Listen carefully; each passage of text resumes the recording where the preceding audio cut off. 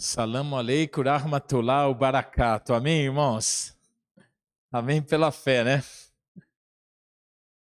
Essa é uma saudação em árabe, irmãos, e salamu alaikum significa que a paz de Deus esteja sobre você. Rahmatullah significa que a misericórdia de Deus esteja sobre a sua vida. E barakato, a bênção dele. Três coisas que nós precisamos muito na nossa vida cristã, que é a paz do Senhor, a misericórdia de Deus no dia da luta, da dificuldade e a bênção dele. E é isso que eu queria desejar para os irmãos nessa noite, em nome de Jesus. Amém? O amém foi mais forte agora, né? Uma alegria estar com os irmãos nessa noite, uma noite muito especial. Não é porque eu estou aqui, não, porque Deus está aqui. E quando Deus está no lugar, irmãos, um milagre é possível.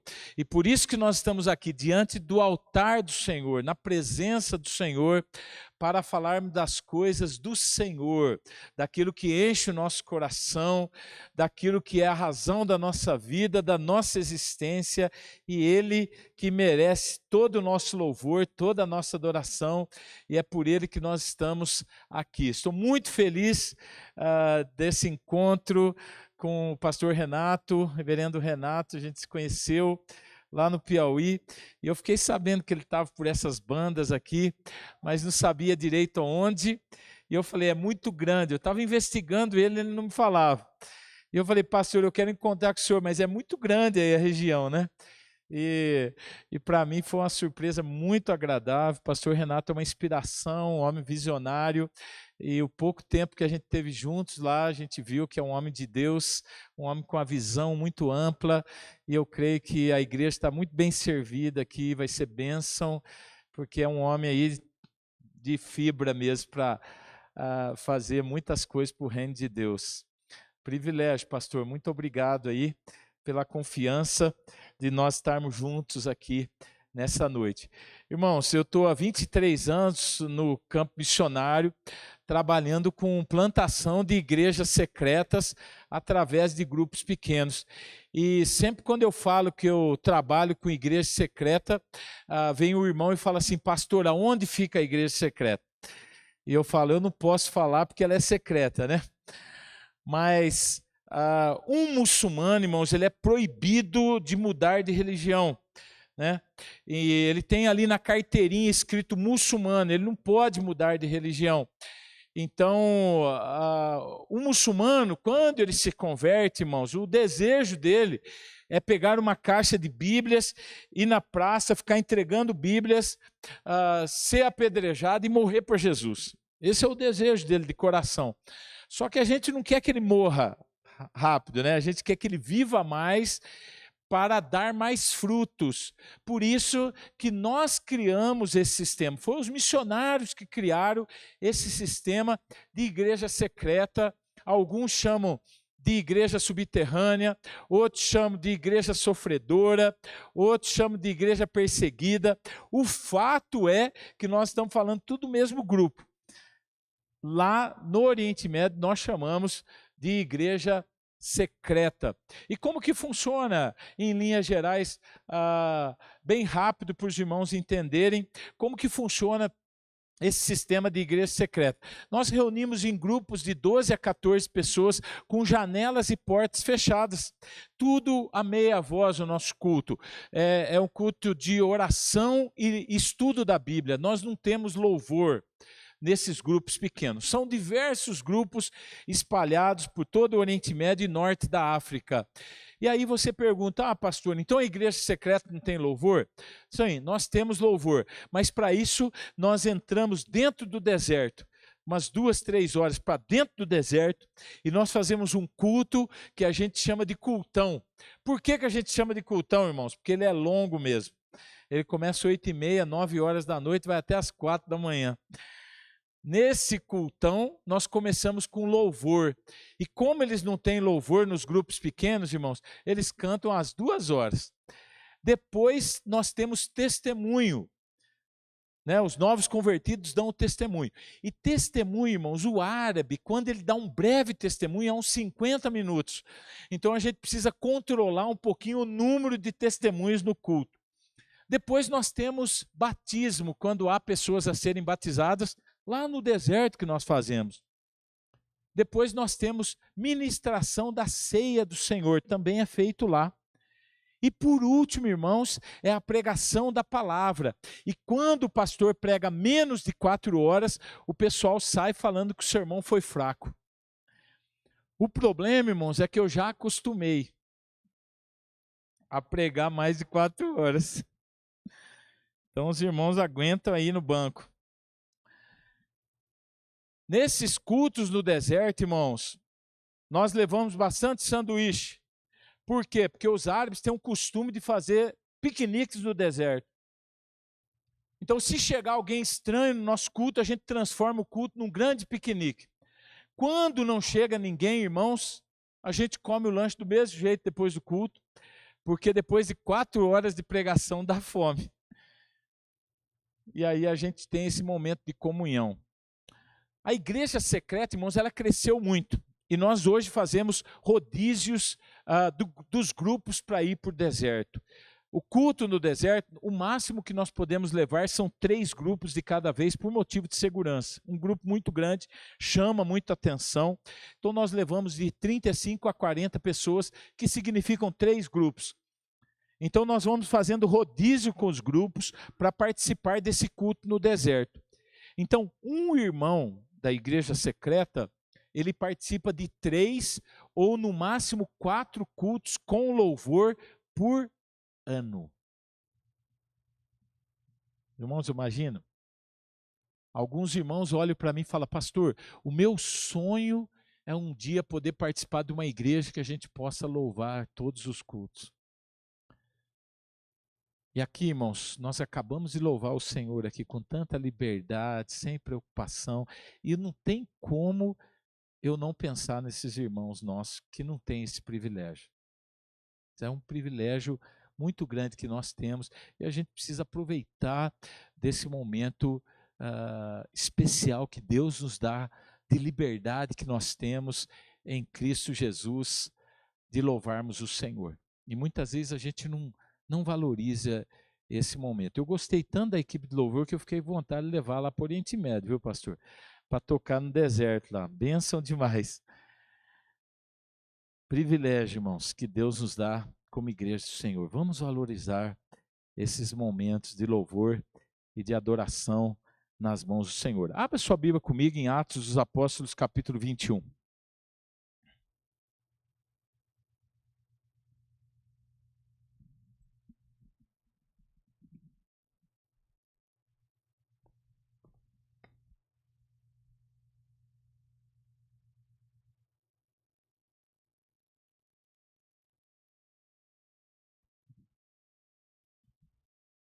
Atos dos Apóstolos, capítulo 21, versículo 10. Atos dos Apóstolos 21, versículo 10, diz assim a palavra do Senhor: demorando-nos ali alguns dias, desceu da Judéia um profeta chamado Ágabo. E vindo ter conosco, tomando o cinto de Paulo, ligando com ele os próprios pés e mãos, declarou: isto diz o Espírito Santo, assim os judeus em Jerusalém farão ao dono desse cinto e o entregarão nas mãos dos gentios. Vamos parar um pouquinho aí, irmãos. Olha aqui para mim. O apóstolo Paulo estava se preparando para ir pregar em Jerusalém, irmãos. Ele já estava pronto para ir com os discípulos ali, se preparando para uma missão de pregação em Jerusalém. De repente aparece um profeta, e esse profeta toma o cinto de Paulo. Imagine a cena, perto dos discípulos ali, ele vai fechando o cinto de Paulo, e ele vai apertando como se estivesse esmagando assim a pessoa com aquele cinto. E ele diz assim: isso é o que os judeus farão ao dono desse cinto lá em Jerusalém.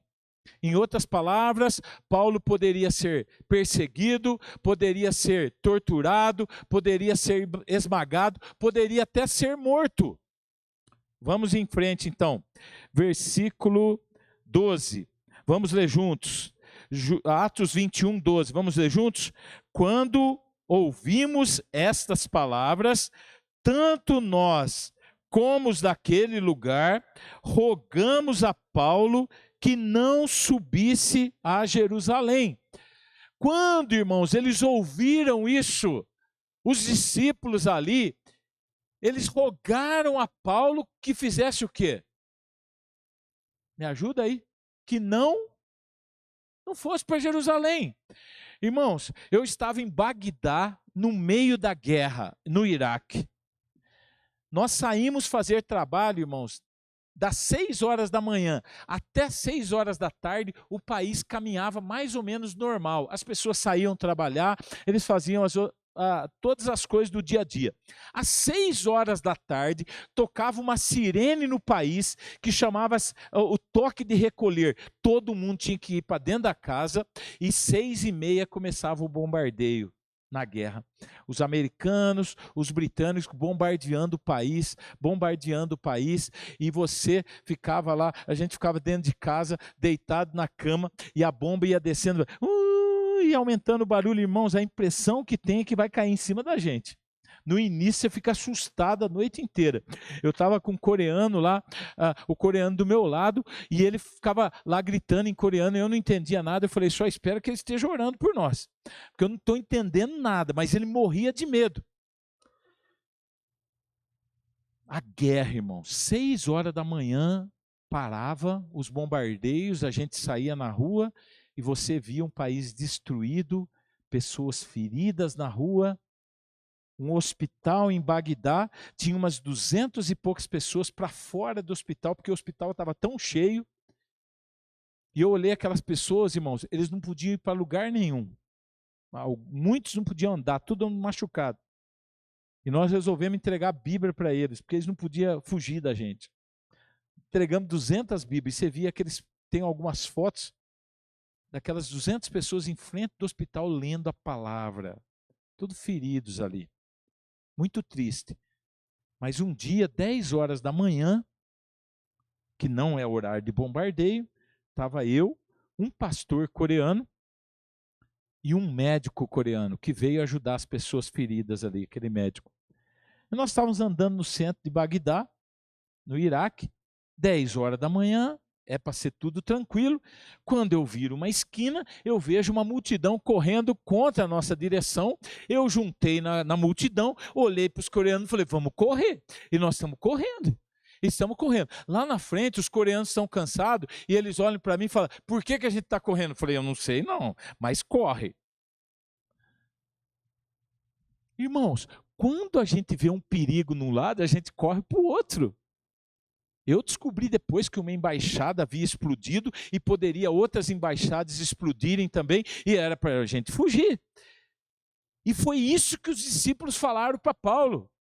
Paulo, não vá para Jerusalém, o negócio está pegando lá, eles vão te matar, eles vão te perseguir, não vá para lá. Irmãos, isso é natural nosso, de fugirmos do perigo.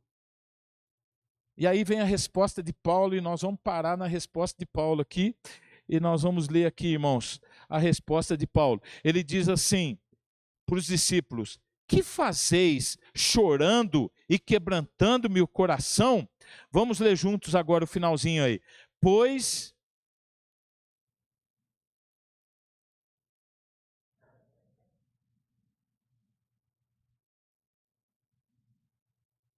Paulo diz para os discípulos, por que vocês estão chorando?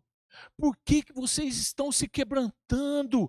Eu estou pronto, não é só para ser preso, não, mas também até para morrer, irmãos. Irmãos, quem que está pronto para morrer? Quem que diz, pastor, eu estou pronto para morrer? Martinho Lutero diz assim, quem não está preparado para morrer, não está pronto para viver. Agora preste atenção nessa história. Um rei, irmãos, ele era muito querido do seu povo. Esse rei, ele era tão querido do seu povo, que quando ele ia falar, o povo ficava em silêncio, porque eles queriam beber cada palavra que o rei falava. Um dia, irmãos, esse rei ficou muito doente. E ele foi no médico. E o médico disse para ele: você precisa urgente de um transplante de coração.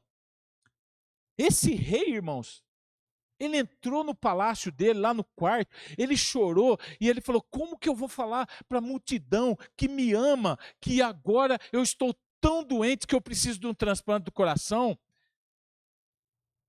No outro dia de manhã, ele se levanta e reúne com a multidão. A multidão está ali, em silêncio de novo, para ouvir o rei. O rei sentado, fragilizado, ali, em lágrimas, ele fala para o povo: eu estou muito doente e eu preciso urgente de um transplante do coração. Quando ele disse isso, irmãos, a multidão entrou num alvoroço e todo mundo levantou a mão falando para o rei: eu quero dar o meu coração para o Senhor, eu quero dar o meu coração para o Senhor, eu quero dar o meu coração para o Senhor. O rei olhou aquilo e falou: e agora? O que eu faço? Se eu escolher o coração dessa pessoa, a outra família vai falar: o rei tem preferência com aquela família ali. Se eu escolher o outro, a outra família vai ficar enciumada e ele vai para o quarto dele ali no palácio e ele fica pensando o que ele vai fazer e ele tem uma ideia. No outro dia de manhã, ele reúne com a multidão está ali em silêncio e o rei disse assim: eu sei que vocês me amam, todos vocês querem morrer para dar o coração para mim poder sobreviver. Mas eu não quero fazer essa escolha. Então, eu tive uma ideia. E o rei, então, pega uma pomba, irmãos, uma pomba assim, na frente do povo, e ele arranca uma pena da pomba, e ele fala assim: aqui eu estou com uma pena dessa pomba, e eu vou assoprar aqui na multidão. Essa pena vai voar, e na cabeça de quem essa pena assentar-se, essa pessoa será escolhida para dar o coração para o rei. O rei então tira a pena e faz, e a pena está voando, irmãos. Um silêncio total na multidão. A pena está voando, está voando. Daqui a pouquinho a pena começa a descer, irmão. Começa a descer, e ela começa a descer perto da cabeça de uma senhora. E a senhora fica assim, E a senhora fica assim, a pena está descendo. E a senhora fica olhando assim para a pena. E ela olha, ela começa a ficar nervosa. E a pena está descendo, irmãos. Quando a pena está próximo de assentar na cabeça dela, ela levanta a cabeça e faz assim, e manda a pena longe. A pena voa de novo, irmãos, e está lá, e daqui a pouco a pena começa a descer de novo, agora está descendo perto da cabeça de um jovem, e o jovem só está de rabo de olho, assim, olhando, e ele fica olhando, ele vai ficando nervoso também. Quando a pena está bem pertinho da cabeça dele, ele levanta a pena e manda a pena longe, irmãos, e essa cena vai se repetindo, até que a pena vai descendo, e cai no chão. E naquele dia, irmãos, o rei descobriu que aquele povo o amava com os lábios, mas não com o coração.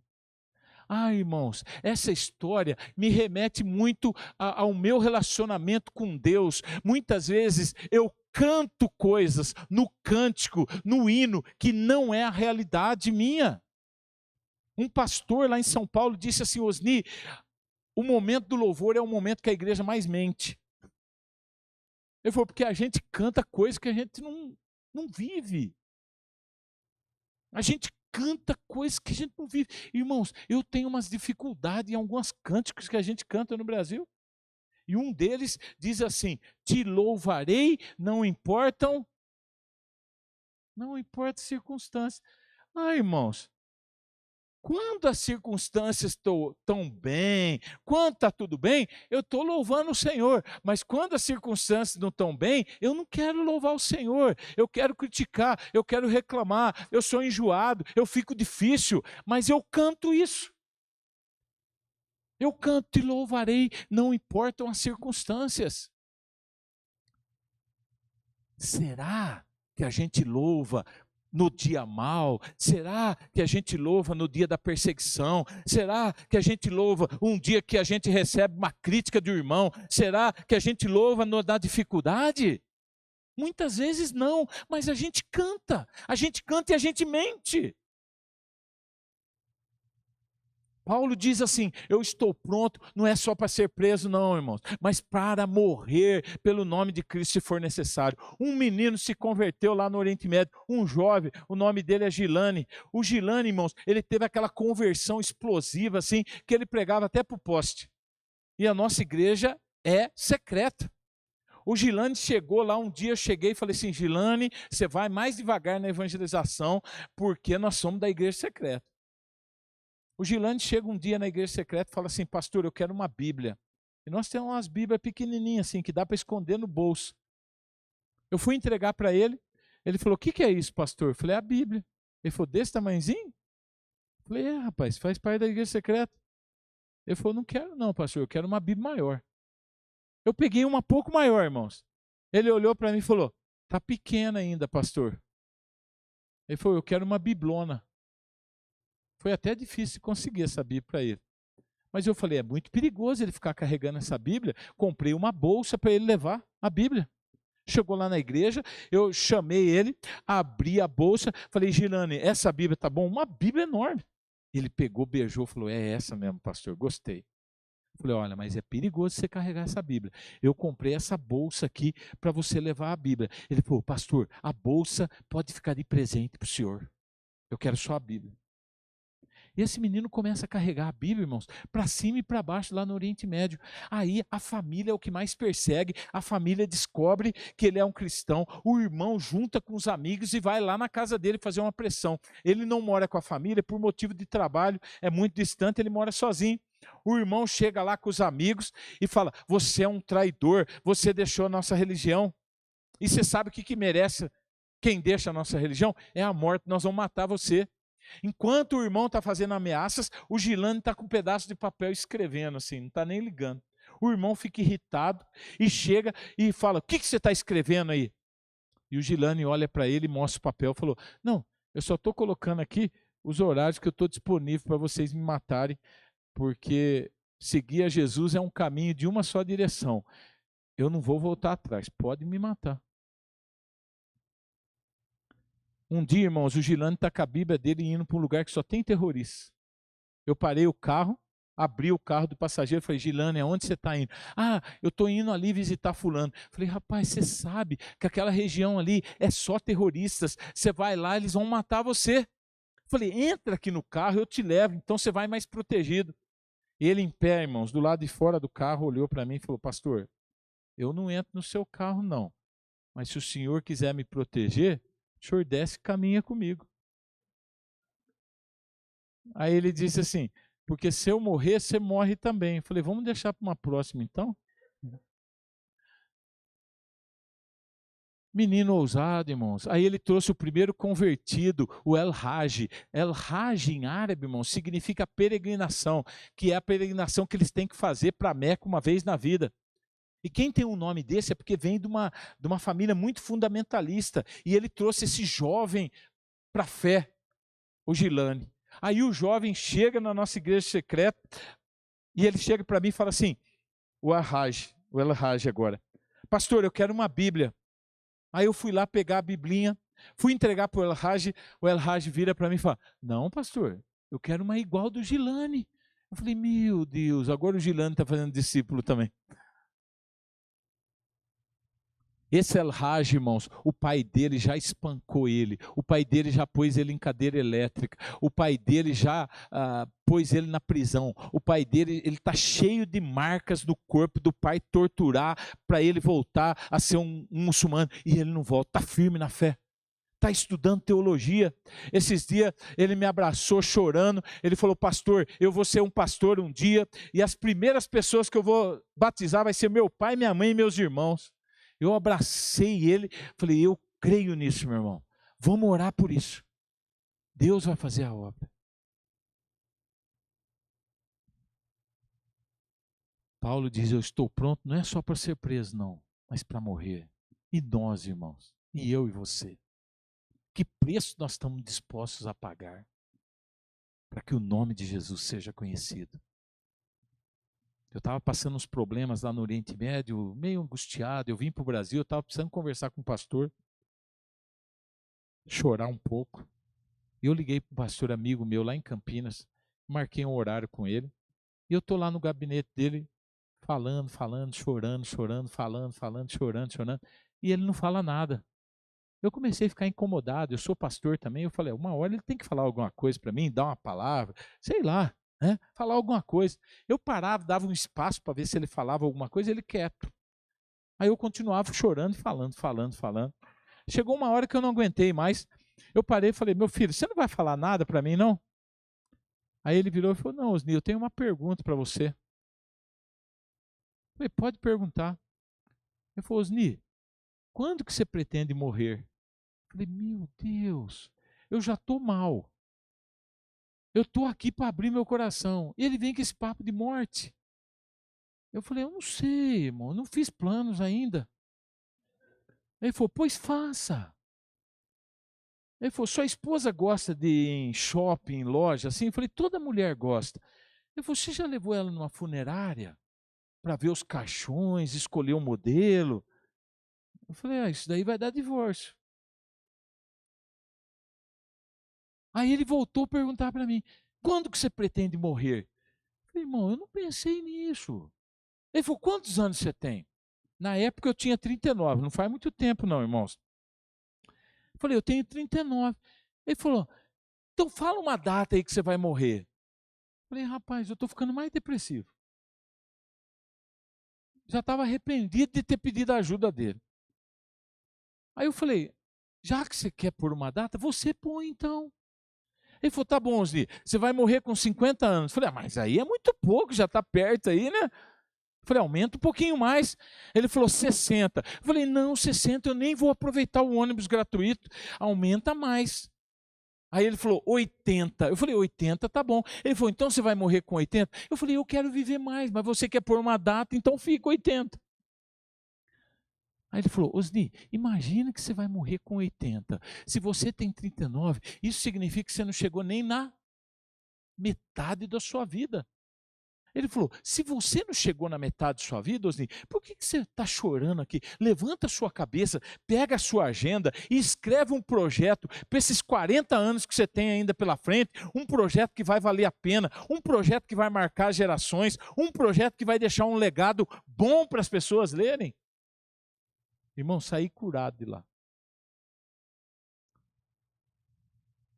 Quantas vezes, irmão, nós ficamos com picuinhas aí, esquecendo que o apóstolo Paulo deixou um legado para nós, e o legado dele foi assim: eu estou pronto, não é só para ser preso, não, eu estou pronto para o que deve até mesmo para morrer por Cristo Jesus, se for necessário. Paulo não estava buscando a morte, não, irmãos. Eu também não busco a morte lá no Oriente Médio, não. Eu fujo da morte.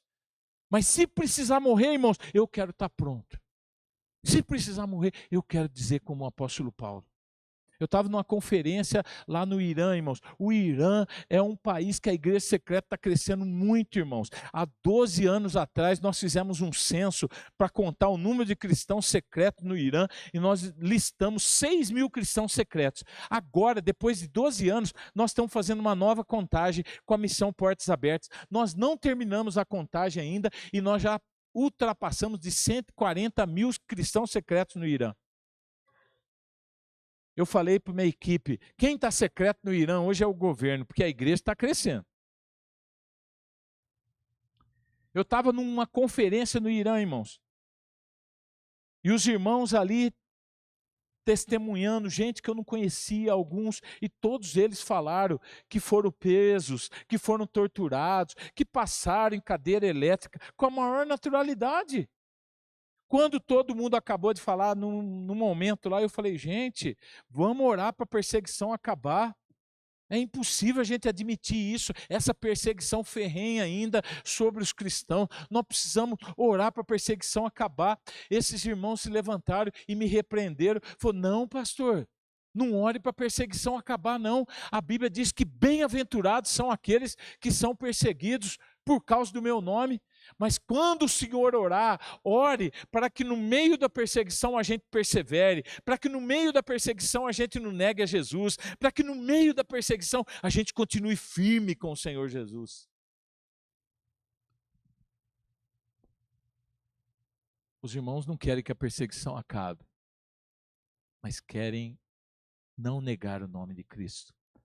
Foi o que o apóstolo Paulo diz: eu estou pronto, não é só para ser preso, não, mas para morrer, se for preciso. Aí teve um intervalo nessa conferência, eu estava com um missionário novo no campo, tá? Acabou de chegar lá. E chegou um irmão do Irã lá, falou para mim assim: pastor,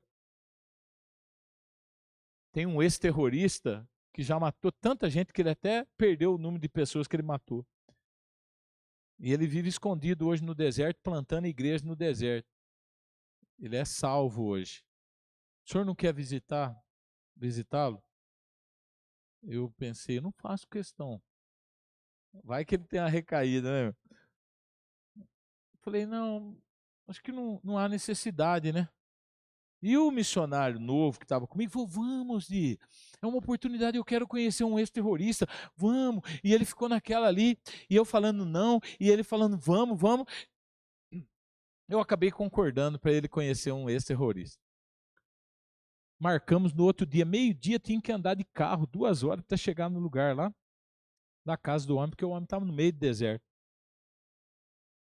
Quando deu 11 horas da manhã, eu estava me preparando, esse missionário novo liga para mim e fala, Osni, eu comi alguma coisa hoje no café da manhã e não fez bem, eu não vou não. Falei, danado, ele que pôs pilha, né? Agora eu vou ter que ir sozinho. Aí fui eu com o iraniano. O iraniano, irmãos, 2 horas dirigindo, ele foi falando como que o homem matava as pessoas e como que ele picava elas. Eu já fiquei me imaginando na mão desse terrorista aí, né? Comecei a confessar meus pecados. Falei, é hoje que eu vejo Jesus. Aí nós chegamos lá, irmãos, a casa do homem era afastada, assim, no deserto. Tudo areia, bem deserto. Ele para o carro assim, falou, Osni, a casa é daquele homem ali. Pode descer que eu vou na cidade buscar alguma coisa para a gente comer. E virou o carro e foi embora. Aí ficou eu com o terrorista. E lá no Oriente Médio, irmãos, quanto mais longa é a barba, mais terrorista a pessoa é.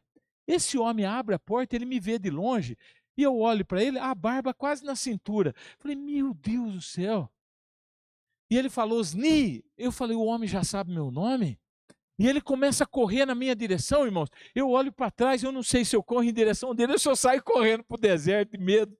Aquela barbona de terrorista, e ele vem correndo, e eu estou ali, só Jesus na causa. O homem vem e me abraça, assim, irmãos, mas ele dá um abraço tão apertado, uma travada, assim, que eu falei: se ele for um homem bomba, eu não escapo mais desse abraço aqui, não. Aí ele foi me soltando, e me abraçou, e a gente foi caminhando para a casa dele. Ele vira para mim e fala assim: você tem medo de morrer? Eu falei, o negócio está pegando mesmo, né? Eu nem respondi. Aí ele andou mais um pouquinho. Osni, você tem medo de morrer? Eu falei, irmão, não pensei nisso não. Aí eu falei, que papo é esse? Nós chegamos na casa dele, irmãos, tinha uma porta, só não tinha janela, salinha, ele senta no chão. Eu falei, eu vou sentar perto da porta, porque se precisar fugir é mais fácil. Mas não, ele me puxou e pôs lá no cantinho da sala. Eu sentei lá e ele sentou um pouquinho. Aí ele levantou e falou, peraí, eu vou buscar um negócio. E entrou para dentro. Eu já comecei a ficar olhando de olho na porta. Falei, o que esse homem foi buscar? Ele já perguntou se eu tenho medo de morrer. Aí, irmãos, ele aparece na sala com um crocodilo de 1,5 m. E ele chegou e falou, esse é o nosso bichinho de estimação, passa a mão nele. Eu falei, não, eu estou bem. Ele falou, ele é mansinho. Eu falei, não tem problema não. Aí ele senta na sala, irmão, e põe o crocodilo do lado. Eu falei, para que precisa disso não? E a gente está conversando e aquele crocodilo ali. Só que o crocodilo, irmãos, ele não abriu o olho, não mexia. Eu comecei a achar que o crocodilo estava morto. E comecei a ficar tranquilo. E aí, no meio da conversa, esse terrorista começa a chamar o filho dele para trazer um café para a gente. Ele chama uma vez, o filho não vem. Ele chama 2 vezes, o filho não vem. Na terceira, ele falou, eu vou lá pegar o café para nós. E ele sai, irmãos, fica na sala, eu e o crocodilo. O crocodilo, irmãos, que estava quietinho, que não mexia, quando ficou eu e ele resolveu abrir os olhos. Ele não só abriu os olhos, como ele começou a caminhar. E ele estava virado para o meu lado. Então ele foi caminhando naturalmente para meu lado. E aí, irmãos, eu comecei a ficar em pé, nervoso, com medo, e eu lembrei daqueles programas do Animal Planeta que a gente assiste na TV, que eles falam assim, que esses animais selvagens, você não pode dar movimento radical, né? Você tem que ir lento. E eu fui que nem uma lagartixa, assim, ó, encostando na parede, em câmera lenta, e o crocodilo vindo, irmãos. E aí o crocodilo, quando está bem pertinho de mim, ele abre a boca assim, como dando as boas-vindas. Quando ele abriu a boca, o homem entra com o café na sala. Eu falei, rapaz, tira esse crocodilo daqui, estão morrendo de medo. Ele falou, ele é mansinho. Aí ele tirou o crocodilo. Aí ele sentou, irmãos, e ele começa a contar a história dele. E aí a gente vê, irmãos, o mover de Deus num homem que matou tanta gente. Ele diz, pastor, chorando, ele diz, pastor, eu destruí tantas vidas, eu matei tanta gente por causa do islamismo, uma mentira, pastor. E quando Deus me alcançou, pastor, eu não conseguia aceitar o perdão de Deus. Eu achava muito simples que eu, um pecador com tantos pecados, eu recebi o perdão de Deus assim simples. E ele diz, eu entrei para o deserto e eu fiquei um período ali de jejum, de oração, que eu queria a convicção de que Deus tinha me perdoado de verdade. Irmãos, ele perdeu a noção do tempo ali no deserto, mas a esposa dele falou para mim que ele ficou 18 dias sumido. A esposa achou que ele tinha sido morto já, porque ele veio um ex-terrorista. E ele diz, pastor, um dia no deserto, de manhãzinha, eu de joelhos, eu senti a graça de Deus assim, sendo derramada de mim, e me enchendo, pastor, e eu senti que Deus tinha me libertado de todos os meus pecados, que eu estava livre, que eu estava salvo, e eu falei, agora eu posso voltar. E ele volta para a casa dele. Ele tinha 3 livros escritos do islamismo, irmãos. Ele pediu para recolher todos os livros das livrarias. Ele fez uma pilha e pôs fogo nos livros. E agora ele está escrevendo o 4º livro sobre o cristianismo. Um homem regenerado, mudado, transformado pelo Espírito Santo de Deus. No meio do deserto ali, no Irã, plantando igrejas para a glória do Senhor, irmãos. Mas pagando um alto preço por causa da sua fé. Eu tinha um serviço de pedreiro para fazer em casa, dentro de casa, e é ruim ter pedreiro dentro de casa, porque você faz uma sujeira, né? Eu chamei o pedreiro e falei, eu tenho esse serviço aqui, quantos dias o senhor leva para fazer? Ele falou, uns 10 dias. O pedreiro, irmãos, quando ele fala 10, é uns 20 dias, não é? Nunca dá 10 dias. Aí ele começou a fazer o trabalho em casa e eu falei, como que eu faço para esse pedreiro que era muçulmano terminar o trabalho logo? Eu comecei a pregar para ele de Jesus. Eu ficava pregando o dia inteiro, irmãos. Em 4 dias ele terminou o serviço. Quando ele terminou o serviço, ele virou para mim e falou assim, me vende um livro seu, que era a Bíblia, ele não sabia falar. Aí eu fui lá no meu quarto, peguei uma Bíblia e fiz uma dedicatória. Eu não ia vender uma Bíblia, eu ia dar para ele, eu fui fazer uma dedicatória. Só que tem 2 tipos de dedicatórias que a gente faz, irmão. Tem aquela dedicatória que você não quer pensar. Você põe assim, Deus te abençoe e entrega para a pessoa. Agora, tem dedicatória que a gente quer pensar, umas palavras bonitas, mesmo que a gente não sabe o significado, só para ficar incrementado ali, né? E foi isso que eu fiz. Eu peguei umas palavras bonitas em árabe, compridona assim, escrevi, fiz uma dedicatória caprichada para ele, gastei uns 25 minutos na minha dedicatória. E eu cheguei e falei para ele, olha, aqui é um presente da igreja brasileira para o senhor. Ele abriu a caixinha de ferramenta dele, colocou dentro da caixinha e foi embora. Passado uns 20 dias eu encontrei esse homem. Cumprimentei ele na rua. Eu falei, e a Bíblia? Ele falou, está aqui. Ele abriu a caixa de ferramenta, estava do jeitinho que eu pus. Aí eu falei assim, o senhor está lendo a Bíblia? Ele falou, não. Eu falei, por que o senhor não está lendo? Ele falou assim, porque eu não sei ler nem escrever. Irmãos, quando ele falou isso, eu fiquei tão chateado, não é porque ele estava lendo a Bíblia, não, por causa da minha dedicatória, que eu gastei 25 minutos, o homem não sabe ler nem escrever, e a gente é humano, né? Eu só pensava na minha dedicatória, gastei tanto tempo, umas palavras bonitas, o homem não sabe nem ler nem escrever. Aí ele virou para mim e falou assim, mas é de Deus que eu não sei ler nem escrever. Eu falei, mas como assim? Será que ele está, né? Como assim? Eu falei, mas como assim? Ele falou, você não vê que eu estou sempre com a Bíblia aqui comigo? Eu falei, meu Deus, o homem está usando a Bíblia como um amuleto agora? Comecei a ficar preocupado. Aí ele falou assim, não, sabe o que que é? Eu não sei ler nem escrever, mas quando eu encontro um amigo meu, eu pergunto para ele, você sabe ler? Ele fala, sei. Aí eu pego a Bíblia e entrego para ele e falei, lê para nós. Aí ele começa a ler. Quando ele começa a ler, eu falo, ó, é para nós dois, repete. Ó, lê de novo, é para nós dois, repete.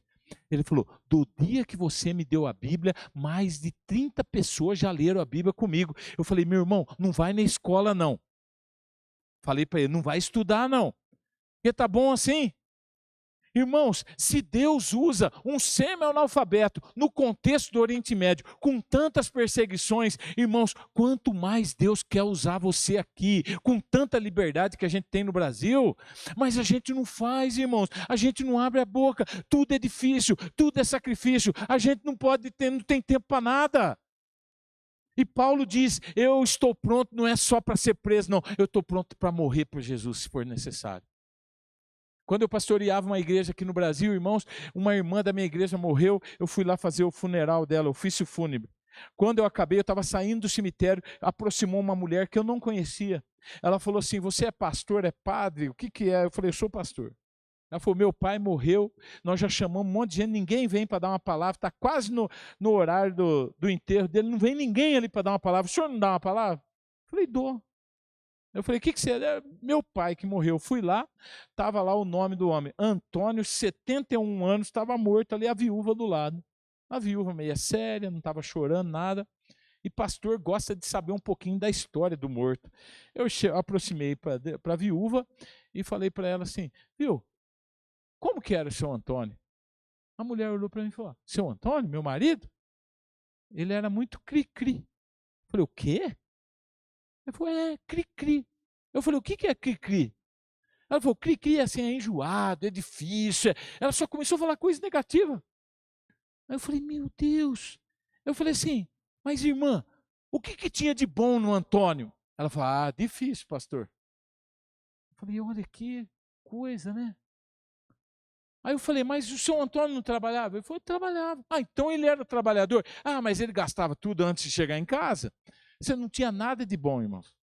Resumindo, eu falei, eu vou dar uma palavra aqui e vou sair logo.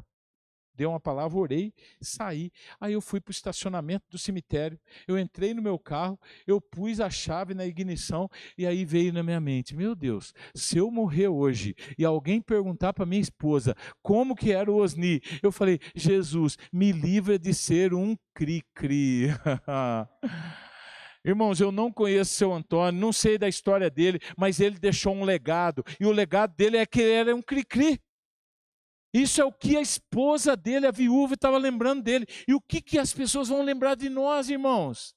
Quando nós deixarmos esse mundo, hoje nós estamos aqui lembrando do apóstolo Paulo que diz, eu estou pronto, não é só para morrer, para ser preso não, mas até para morrer para Jesus. Nós estamos lembrando desse grande legado, desse homem de Deus que deixou na história para mim e para você, o apóstolo Paulo dizendo, eu estou pronto para morrer por Cristo. Eu estou pronto para morrer. Nós temos um irmão que se converteu, xiita lá no Oriente Médio, e xiita é um grupo bem radical do islamismo. E esse irmão começou a pregar o evangelho para muitos xiitas. Nós temos poucos xiitas convertidos, porque é um povo bem radical, os xiitas, mas ele trazendo muitos outros xiitas para Cristo. Mas a família dele não sabia, porque a família é o que mais persegue. E ele pedia, pastor, me ajuda, eu quero ir falar de Jesus para minha família. E a gente segurando ele, porque sabia do perigo. Uma terça-feira, irmãos, à noite, ele estava em casa, nós estávamos jantando com outros 2 missionários, e esse irmão estava lá, e ele começou a testemunhar tudo que Deus estava fazendo na vida dele e através dele. E aí, ele falou para a gente, irmãos, me libera para ir falar de Jesus para minha família. Eu me sinto o peso que eu estou falando de Jesus para tanta gente e minha família não conhece salvação ainda. E nesse dia, irmãos, nós entendemos que era o momento dele ir para a família dele. Ele se ajoelhou na minha sala, nós colocamos as mãos sobre ele e oramos, pedindo proteção de Deus, e ele foi embora. Ele estava 6 anos fora de casa, num outro país que ninguém sabia da família dele. Naquele mesmo dia, quando ele sai de casa, ele chega na casa dele, naquele país que ninguém sabia da família dele, na porta do apartamento dele estava o pai, o irmão e a irmã dele. Ele levou um susto. Como que vocês chegaram aqui? O pai é agressivo, falou, você é um traidor. E nós viemos aqui acertar as contas. Ele entra ali com a família, ele faz um jantar para a família, para quebrar o gelo ali um pouco. Ele põe o jantar na mesa, ninguém toca na comida para fazer uma ofensa para ele. Ali ele senta e ele começa a testemunhar. Ele vai falando de Jesus, ele vai falando da salvação que ele tem, que ele recebeu em Jesus. Ele conta toda a história dele ali, irmãos. E num determinado momento o pai já não aguenta mais, o pai fica agressivo, o pai deles diz, cala a boca, para de falar, e o pai olha para o outro irmão dele e fala, você vai matá-lo. Mas o irmão não ia levantar, ia matar ali. Eles foram dormir, na quarta-feira, esse menino crente leva a família dele para visitar alguns lugares ali turísticos, ele queria amenizar um pouquinho, né,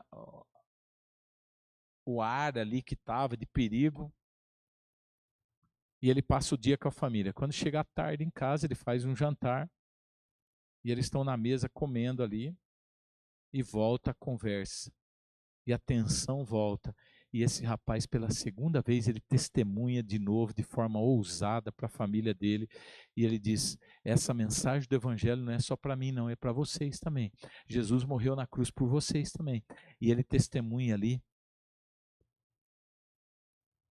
E quando o pai novamente corta e eles vão dormir. Lá no Oriente Médio, irmãos, eles oram 5 vezes ao dia, começando às 4:30 da manhã. Todas as mesquitas têm um alto-falante e chama para a primeira oração. Então o país acorda. 4:30 da manhã, mas às 4 horas da manhã, esse menino crente é acordado pelo irmão dele de forma muito bruta. O irmão o acorda e o irmão dele diz, é a última chance que você tem. Você é um traidor. Se você não voltar a ser um dos nossos, você vai receber aquilo que você merece. E aquele menino, novamente ele testemunha e ele diz, eu não posso negar o nome do Senhor Jesus, porque lá na cruz ele não negou em favor de mim. O irmão então vai na cozinha, pega uma faca e ele deita o irmão e ele começa a esfaquear o irmão dizendo Allahu Akbar, Allahu Akbar, que quer dizer Deus é grande, e com 17 facadas ele mata o seu próprio irmão. 7 horas da manhã eu recebo o telefonema em casa que esse rapaz foi assassinado. Eu ia sair de casa com outro missionário para retirar o corpo dele antes que ele fosse enterrado no cemitério dos indigentes, que eles fazem isso com os cristãos. Antes de ir, comecei a orar ali, irmãos. E quando eu comecei a orar, uma das coisas que eu falava para Deus, chorando ali, eu falei, Deus, por que o Senhor tirou a vida desse rapaz? Um rapaz que estava alcançando o grupo xiitas, que é tão difícil de ser alcançado, um menino ousado, estudioso da palavra, por que o Senhor tirou a vida dele? E ali, irmãos, no meio do choro e da minha oração, Deus deu um hino para mim, a estrofe de um hino que eu cantei muitas vezes aqui no Brasil, mas que nunca tinha feito tanto significado para mim como naquela manhã. E esse hino diz assim, com valor, sem temor, por Cristo prontos a sofrer, bem alto erguei o seu pendão, firme sempre até morrer. Irmãos, quando eu comecei a cantar esse hino na minha oração, quando chegava no firme sempre até morrer, não saía a minha voz. E eu voltava no com valor. Quando chegava no firme sempre, não saía a minha voz. Eu voltava no com valor. E aí eu entendi, irmãos, que Deus, naquele momento, queria me ensinar a cantar aquele hino, não é só com os meus lábios, não, mas com o meu coração. E eu comecei a falar: Deus, se fosse eu no lugar desse rapaz, eu poderia cantar esse hino e dizer para o Senhor que eu vou ficar firme sempre até morrer. Eu comecei a me quebrantar diante de Deus, dizendo: Deus, eu acho que talvez eu não ia ser firme sempre, até morrer se eu tivesse em face da morte. Nós saímos, irmãos, tiramos o corpo desse rapaz, fomos fazer o velório dele ali, só tinha eu mais 2 missionários, e um missionário que estava mais tempo que eu, ele disse uma frase que me marcou bastante. Ele disse: esse irmão nosso foi embora, mas o que fica é o legado dele, a história dele fica. Aí você pergunta: pastor, como é que você sabe que esse irmão morreu com 17 facadas? Como é que você sabe os detalhes da morte dele se não tinha ninguém lá? Irmãos, 3 meses depois apareceu uma jovem que nos procurou. Ela era irmã daquele rapaz. Ela estava naquela casa e ela disse assim: quando o meu irmão chamou o outro irmão que era convertido e começou aquela gritaria na casa, eu levantei e eu assisti toda a cena ali e eu vi o meu irmão não negando o nome de Cristo. E quando ele não negou, eu fiquei imaginando: se ele não nega o nome por esse Deus, eu creio que eu preciso desse Deus também. E essa menina vem para Cristo. O legado desse rapaz dando resultado mesmo depois de morto. Essa menina, ela se tornou a primeira missionária nossa de tempo integral mulher. A gente só treinava homens até então, e ela foi a primeira mulher treinada por nós e enviada também como missionária. Hoje nós temos 32 famílias de missionários árabes espalhados no Oriente Médio e Norte da África. Debaixo deles estão mais de 2.000 grupos da igreja secreta, para a glória de Deus. Essa jovem está no meio ali, servindo o Senhor. Ela casou com um ex-muçulmano também, e os dois estão no sul do Iraque, plantando igreja para a glória do Senhor. Eu preciso terminar, irmãos, porque já são 9h05, senão o pastor Renato não me traz mais aqui. Mas eu queria só terminar um pouquinho, irmãos, falando do resgate das crianças. Um dos ministérios mais perigosos que a gente lida lá no Oriente Médio, irmãos, é o resgate das crianças nas mãos dos terroristas. Os terroristas, quando eles querem ampliar a área deles de atuação, eles vão atacando os vilarejos lá, irmãos, e eles vão matando os homens, que é a força que pode lutar contra eles. Eles vão tomando as mulheres e as adolescentes como esposa deles, e essas mulheres vão passando de mãos em mãos. Eles pegam os meninos adolescentes e eles treinam também para guerrear. E as crianças, irmãos, eles colocam em gaiolas e eles vendem por valor de $25, R$130 para abuso.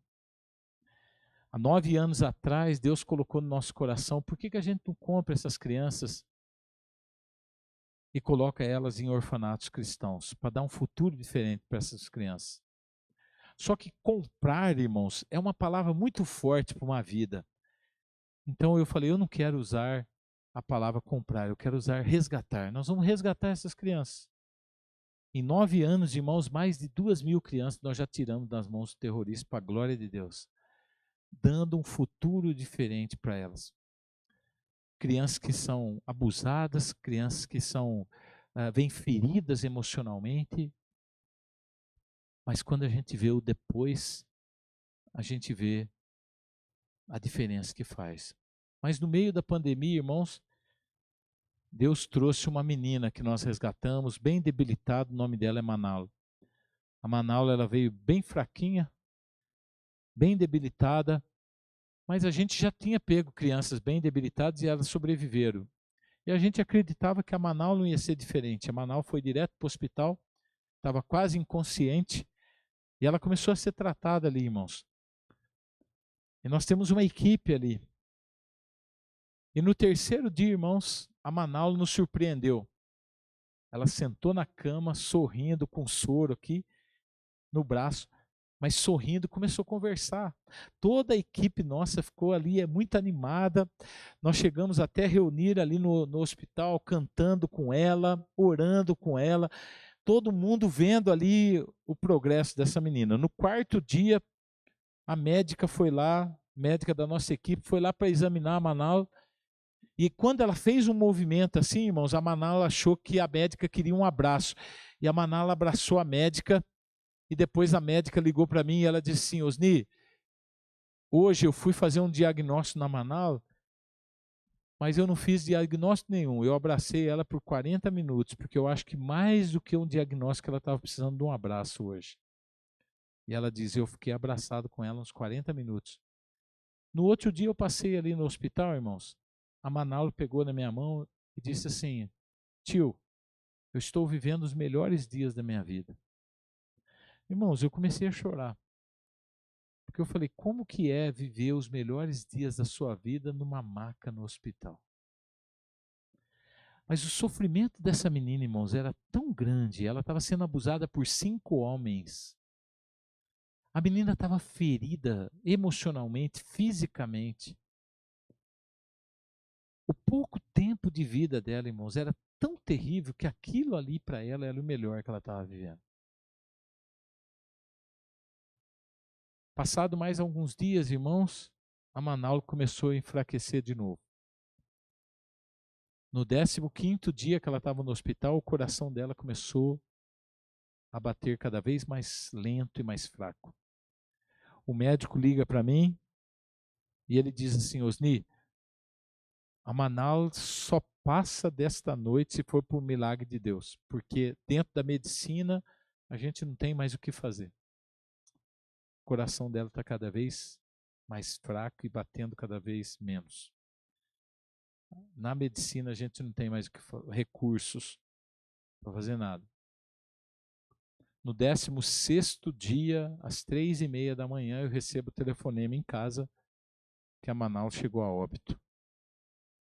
Nesses 9 anos, irmãos, é a primeira criança que chegou a óbito nas nossas mãos. Todas sobreviveram, crianças muito fracas, frágeis, sobreviveram, mas a Manaus não sobreviveu. Quando eu recebi esse telefonema, irmãos, eu fiquei com um sentimento misto. Por um lado, eu estava muito triste pela morte dessa criança. Eu estava muito triste porque a gente não tinha tido nenhuma morte de criança que nós resgatamos. E essa foi a primeira. E a gente estava com muita esperança que ela fosse sobreviver, como outras crianças também que sobreviveram. Mas Deus tinha o plano dele. Mas por outro lado, irmãos, eu fiquei muito feliz. Porque nos poucos dias que a Manaus ficou conosco, ela conheceu o que é o amor de Deus, o cuidado de Deus. Eu creio, irmãos, que quando a Manaus falou para mim, eu estou vivendo os melhores dias da minha vida, não é porque ela estava tendo comida, carinho, sendo cuidada ali, não. Eu não acredito nisso, eu acredito que Jesus estava habitando no coração dessa menina, trazendo uma nova razão para ela de viver. E eu creio, irmãos, que em breve nós vamos estar na glória com o nosso Senhor. E lá a gente vai poder dar um abraço na Manaus, porque ela está com o Senhor. Eu creio nisso. E eu louvei ao Senhor pelos poucos dias que Deus deu-nos a oportunidade de mostrar para Manaus o que é o amor de Cristo, o que é o cuidado de Cristo por nós. E é esse amor que nos motiva a continuarmos na missão. É esse amor que motiva você a ser diferente aonde Deus te colocou. Deus não quer que todo mundo vá para o Oriente Médio, não quer. Mas Ele quer que a gente seja um missionário onde nós estamos. Algumas pessoas falam para mim, pastor, você é missionário no Oriente Médio? Eu falo, não, eu sou missionário onde eu estou. Quando eu pego o avião para vir para o Brasil, eu tenho que ser um missionário no avião. Quando eu estou com meus familiares que não são cristãos, eu tenho que ser um missionário no meio deles. Eu sou um missionário onde eu estou, irmãos. Nós somos missionários onde Deus nos colocou. E qual o legado que nós estamos deixando? Que as pessoas vão se lembrar de nós quando nós deixarmos esse mundo. O apóstolo Paulo diz, eu estou pronto não é só para ser preso, não, mas também para morrer por Cristo, se for preciso. E eu espero que você tenha uma motivação maior. Eu espero que o fogo de Cristo arda um pouquinho mais no seu coração, para você fazer mais. Eu espero que você tenha um projeto de vida que vale a pena viver. E para terminar de verdade, irmãos, quando eu estava estudando árabe, chegou um casal lá para estudar. Árabe é uma língua muito difícil, irmãos. Escreve da direita para a esquerda, uma língua de tonalidades, muito difícil para aprender o árabe. Mas chegou um casal lá para estudar árabe, o homem tinha 65 anos, a mulher 60. E eu olhava para os dois e falei, meu Deus, se eu tenho dificuldade para aprender árabe, imagine eles. Na idade é mais difícil. Mas eu via eles para a rua, irmãos, conversando com as pessoas, tentando falar, usando os cartãozinhos, usando dicionário. Uma empolgação. Eu fiquei animado. Falei, vou visitar esse casal. Fui lá, um senhorzinho muito simpático com a esposa dele, americanos. E eu falei, irmão, como é que você veio parar aqui? Ele falou, sabe o que é, pastor? Eu me aposentei, eu tenho uma aposentadoria muito boa. E eu olhei para minha mulher e falei, por que a gente não termina nossa vida lá no Oriente Médio, servindo o Senhor? Eu tenho uma aposentadoria boa, eu não preciso de ajuda da igreja, eu só falei para o pastor, pastor, nos abençoa que a gente vai. O pastor abençoou, a igreja está orando por nós estamos aqui. Eu falei, irmão, quais são os seus planos? Ele falou, então, pastor, com a minha idade, eu vou demorar um pouco para aprender árabe. Então, eu estou pretendendo ficar uns 15 anos aqui estudando árabe. Depois eu quero ir para a região do Golfo ali e ficar mais uns 14 anos servindo ali. Depois eu quero ir para o norte da Síria, que eu tenho uns parentescos lá, e ficar mais uns 22 anos lá. Depois eu quero ir para o Líbano e ficar mais uns 13 anos lá. E ele foi falando, eu fui somando que a idade dele estava batendo 150. Eu comecei a rir. E aquele homem me ensinou, irmãos. Eu comecei a rir, ele falou, eu sei que você está rindo. Eu falei, imagino que você saiba mesmo, que eu nunca vi alguém viver tanto assim. Mas aí ele falou uma coisa que eu marquei na minha agenda, irmãos. Está lá anotado na minha agenda, as coisas que Deus fala ao meu coração. E aquele homem muito simpático, ele disse assim, Osni, eu sei que eu não vou viver todos esses anos, mas o que eu quero mostrar para você é que enquanto Deus me der vida, eu tenho planos para viver para Ele. Enquanto Deus me der vida, eu tenho projeto para viver para Ele. Enquanto Deus me der vida, eu estou aqui para o serviço dEle. E nós, irmãos, em nós, qual o legado que você vai deixar? Qual o projeto de vida que você vai deixar para as próximas gerações lerem? Eu espero que seja um legado que vale a pena ser lido para a glória de Deus. Amém? Vamos orar. Baixe sua cabeça, feche seus olhos. Eu quero que você ore aí no seu lugar. Fala, Deus, eu quero mais. Quero mais, Senhor. Eu sei que eu tenho feito muito pouco, eu tenho contribuído muito pouco, eu tenho feito tão pouco, Senhor, ó Pai. Mas eu quero mais. Eu quero nessa noite renovar meu compromisso com o Senhor e dizer, Senhor, eis-me aqui. Eu quero fazer mais para o Senhor, para a tua glória. Ore ao Senhor. Talvez hoje seja o dia que Deus vai começar a escrever uma nova história na sua vida, para você deixar um legado que vale a pena ser lido para as próximas gerações. Senhor, eu quero agradecer muito por essa noite, agradecer por esse presente de estar aqui nessa igreja tão bonita, ó Pai.